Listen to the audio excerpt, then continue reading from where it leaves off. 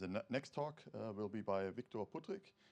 It is work together with Felipe Meneguzzi and André Pereira, and it's on landmark generation in HTN planning. Revisited. Hi, everyone. So, thank you for the introduction. In HTN, we have two problems that are connected: task decomposition and execution. In task decomposition, the compound tasks, they must be decomposed into primitive tasks, and each decomposition step is defined by methods. In task execution, the primitive tasks, also called actions, achieved through decomposition, they must produce some plan to the problem.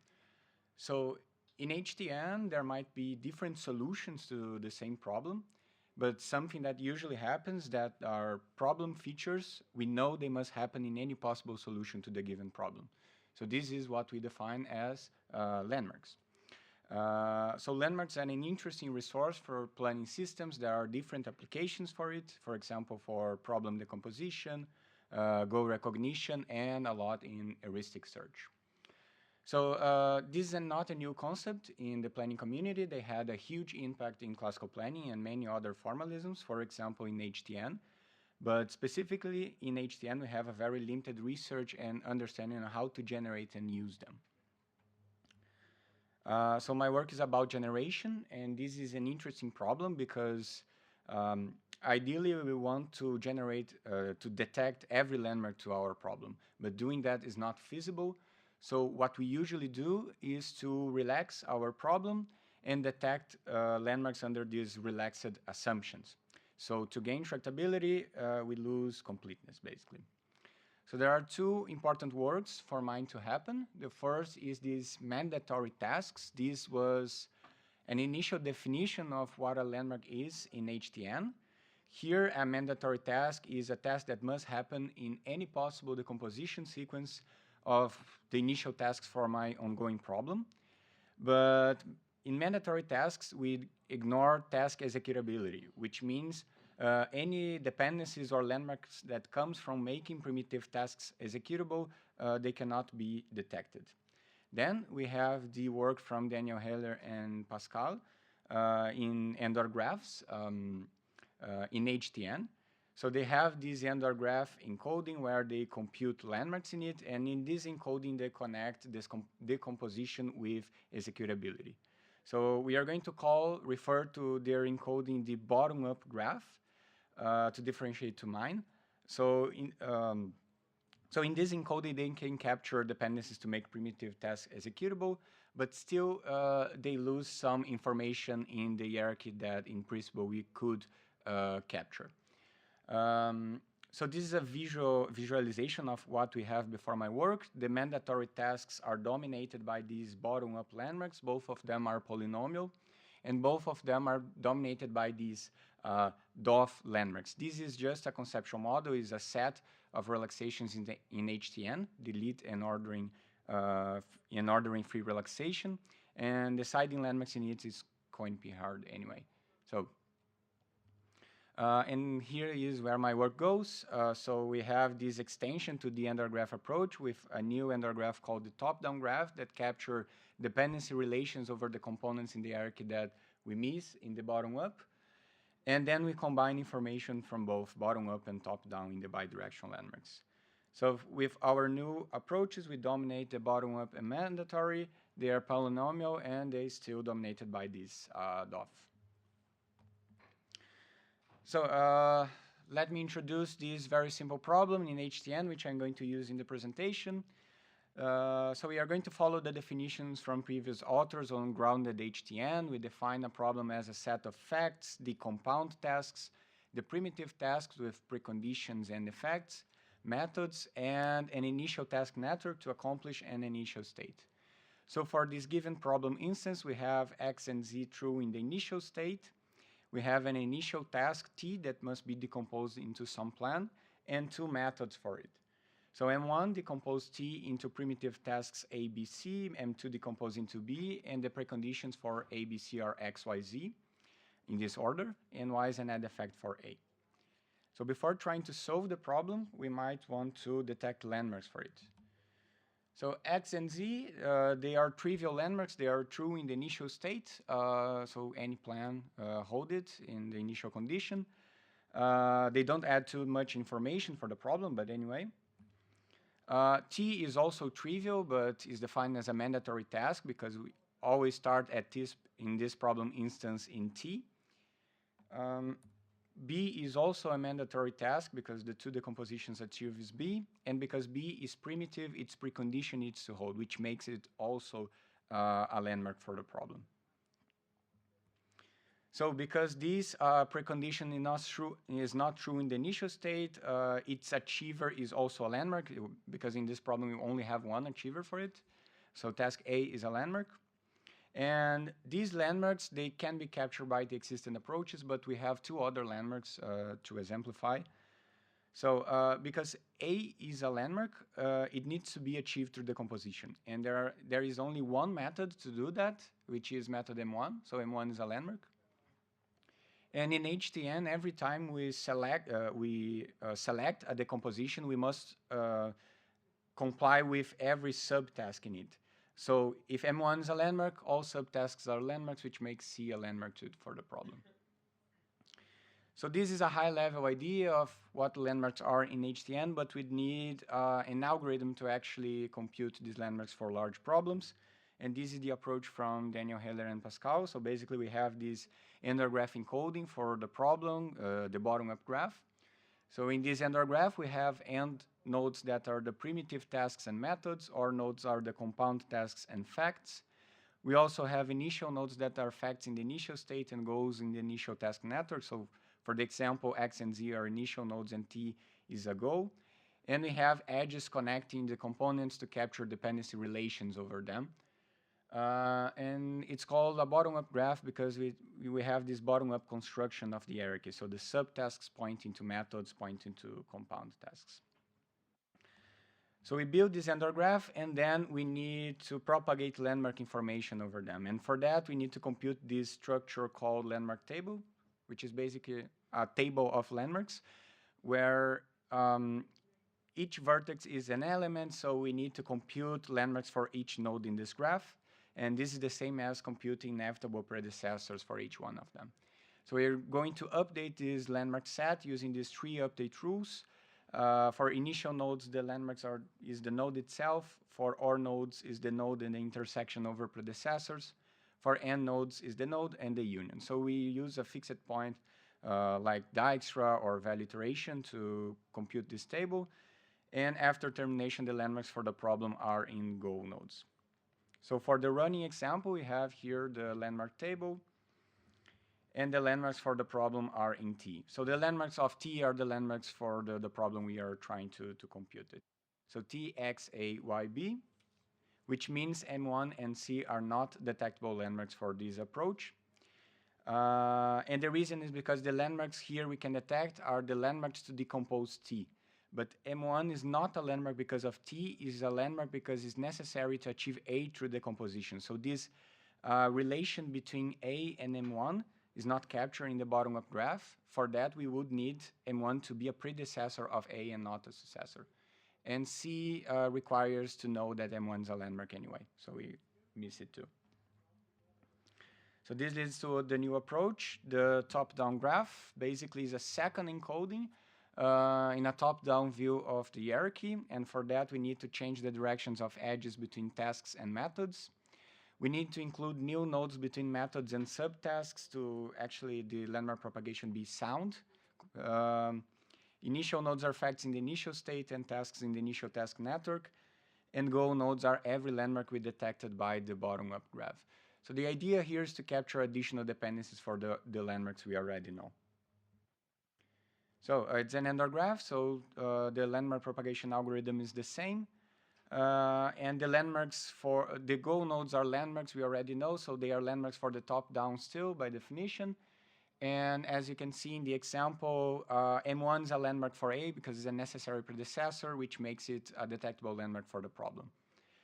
But still, we miss C, because now that we know M1 is a landmark, the encoding between C and M1 is lost, something we have in the bottom-up graph.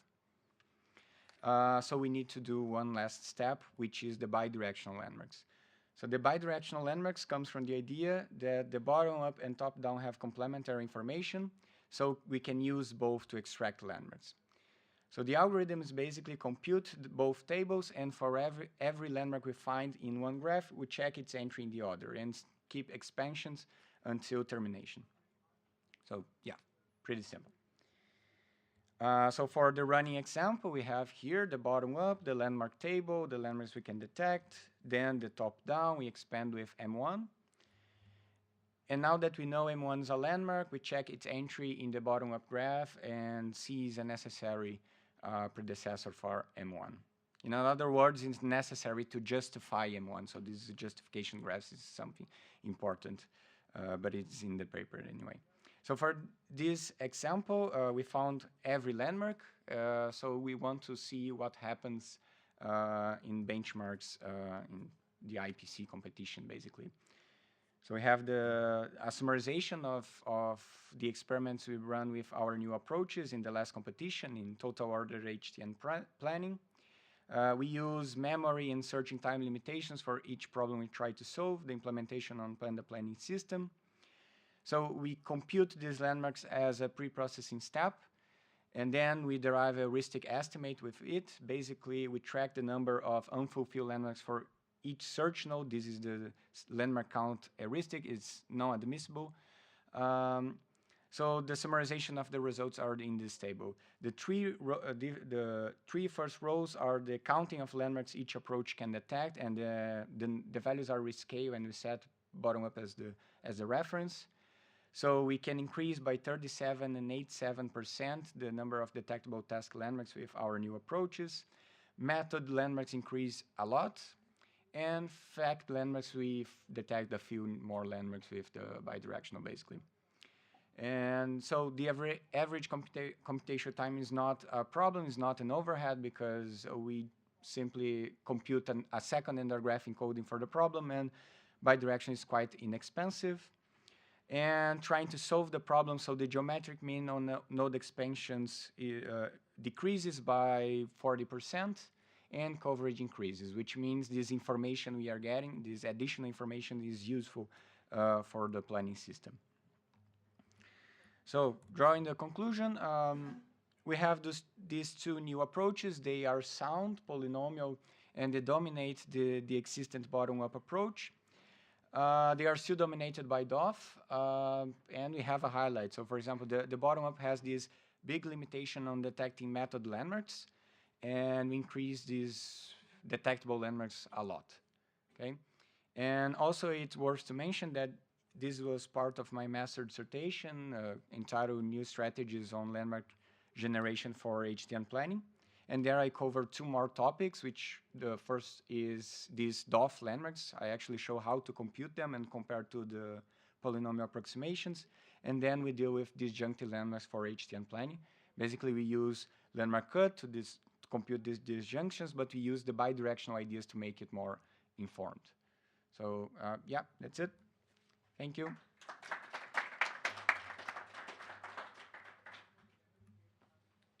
Yeah, thank you for the talk. Nice to see that people are continuing on this approach.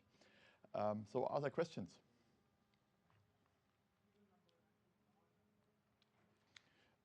So one question I had was, so when we did this, yeah, it feels not really right to throw away all this information about like ordering relations, stuff like that. Have you thoughts about how one could extend an approach here to incorporate them into the orderings? Yeah. Yeah, in fact, there is this work from Connie where she proposed this heuristic that gets part of the orderings in total order domain. So probably we can use this as a new restriction in the Andor graph, but I didn't put too much time in it.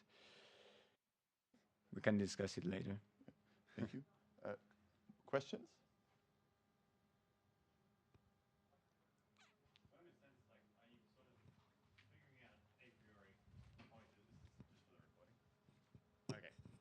Are we sort of figuring out a priori what the landmarks are going to be ahead of time. Like you sort of got your big problem and you're going to figure out, okay, we need to do these things in order to achieve like the total goal.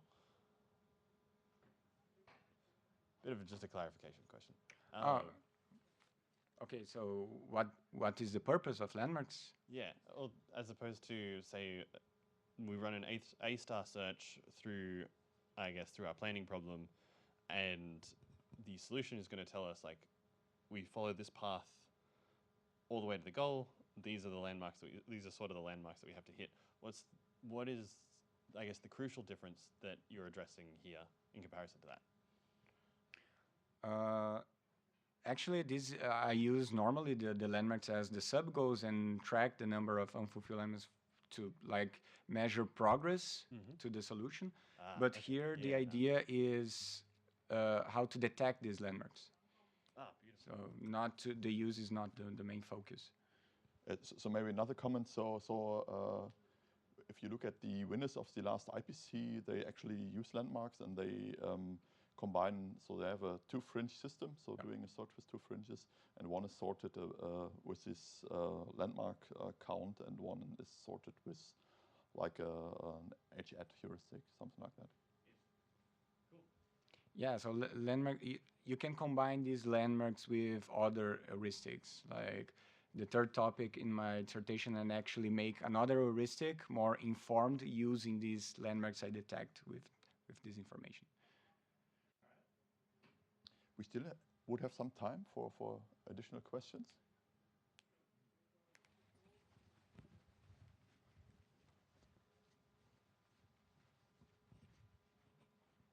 I actually just wanted to let you run. Did you think about how this can be extended if landmarks are being combined with task insertion? Because there are some groups who are interested in task insertion HTNs, and these landmark computations, they rely on the exclusion of stuff, right? The more you throw away, the more you see, oh, I really need this. So once you switch to TI HTN, it won't work anymore. You will have to adapt that. Did you by any chance think about how easily that could be adapted?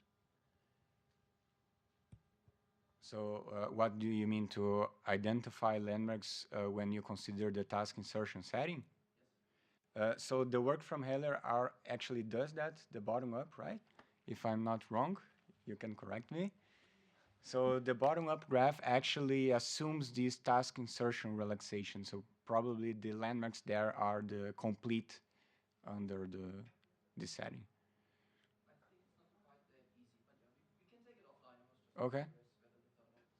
Must admit, I've never thought about this actually. Yeah, but maybe you're right.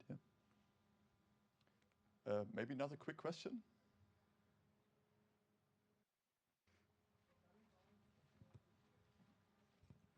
For your results, you show 12 domains for the IPC 2023, I think, and 300 problems. But I think there is more problem for the IPC. So why didn't you show for all problems, or maybe it was a lack of time? Yeah, actually there was, I think, 23, right?